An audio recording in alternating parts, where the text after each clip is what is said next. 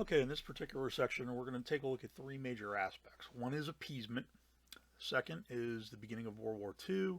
And finally, we're going to take a look at the change in U.S. policy once the war begins. All right, appeasement is simply failing to act against an aggressor nation. And this is really the big problem that the League of Nations ended up having, is that when an aggressor nation attacks someplace, they pretty much didn't do anything. So our first major test of this is Benito Mussolini's invasion of Ethiopia in 1935. He invades the country, the League of Nations essentially just protests the action, and nobody else does anything. Italy eventually conquers Ethiopia in 1936, and Mussolini's really happy. Hitler goes ahead and he will actually violate the Versailles treaties by rearming the Rhineland territory. Part of the Versailles Treaty stated that Germany could not put troops in the Rhineland, and this was considered a way to prevent some type of offensive against France. However, the League of Nations protested the movement. They did nothing. France and England protested the movement. They did nothing. And so Hitler, by 1936, has pretty much rearmed the entire area, and again, nobody did anything. Of course, we've been talking about Japan, and they've simply never stopped their incursions. Japan, by 1937, has already done a full invasion of China, not just the Manchuria region, but you can see here in the picture they've actually pushed down into some of the central China and coastal China areas.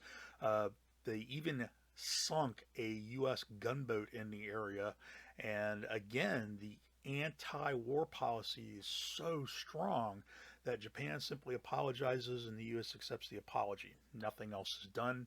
The League of Nations condemns the invasion. The United States condemns the invasion. But again, there's no real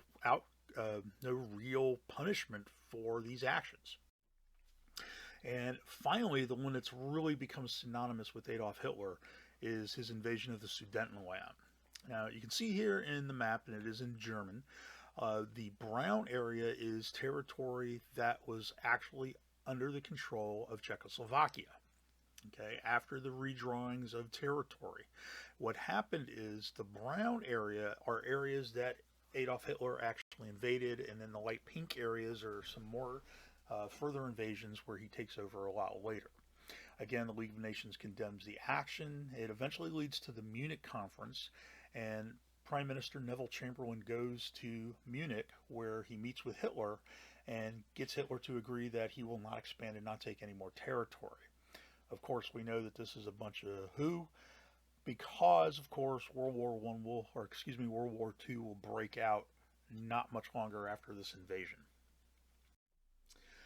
Okay, back home, FDR begins to try testing the water in 1937 after the invasion of China. He uses what becomes known as the quarantine speech, where he said that really aggressor nations had to be quarantined and democratic nations needed to take an actual response.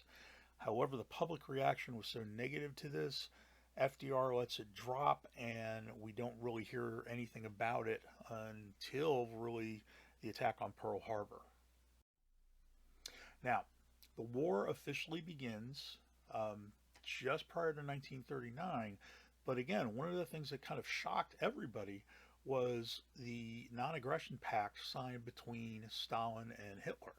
Now, again, fascism and communism, remember, oppose each other. But Hitler is building off of the idea that the Schlieffen Plan, which was the military plan designed back in World War I, was actually a good plan, just executed poorly, having to fight two fronts.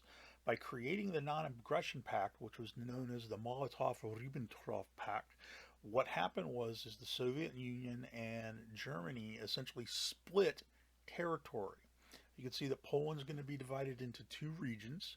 The light gray area will be Germany controlled, and the red one will be Soviet controlled. And what happens is this kind of solidifies the Eastern Front for Hitler. It allows him to actually devote time to the West, where he doesn't really have to worry about Stalin. He keeps minimal forces there, and this allows him to run roughshod over everywhere else. Now, officially he invades Poland on September 1st of 1939, and this was the straw that really broke the camel's back. France and England declare war against Germany, but again, the problem is going to be Germany has been preparing. If we go back, remember, to the Spanish Civil War, they've already had practice. They have experienced military personnel, and this is going to prove a huge advantage. The big thing is Hitler incorporates what becomes known as his Blitzkrieg tactic. Blitzkrieg literally means lightning war, and this is copied from a Napoleonic general by the name of Clausewitz, who was from Prussia. The idea was attack your enemy so fast that you actually use his own resources against him. And Hitler is literally going to roll through pretty much almost every country he goes through. Belgium falls in like a day or two, and France even falls within a week. And what will happen is the only real resistance remaining is going to be England. And this is going to be Hitler's thorn in his side that he's going to have problems with. Now, once the war breaks out, this starts to cause a change in U.S. policy. And FDR realizes that Hitler is a serious threat, but again, the nation is anti-war. So he starts to find some small little loopholes and really begins to push Congress into doing what he wants. One of these, he creates the cash and carry program, which kind of takes away some of the severity of the Neutrality Act. It allows belligerent nations to actually buy arms if they could pay in cash and use their own ships.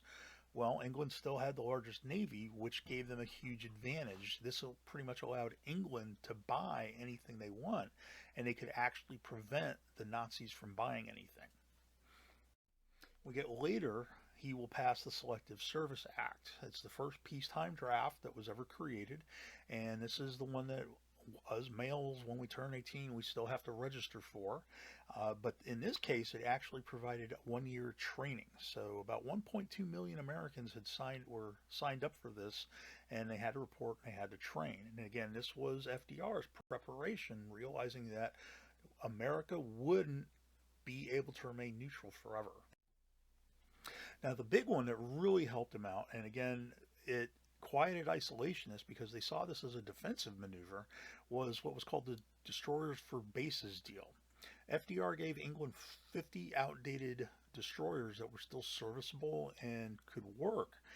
And in exchange, the United States actually got British bases that they could rent. And you can see on the map, we get all the way from Newfoundland all the way down to British Guyana, where these are bases that the United States could operate, maintain, and control. And if you notice, it does kind of create a defensive barrier in the Atlantic. And this really was the way FDR was slowly bringing the United States closer and closer into the war.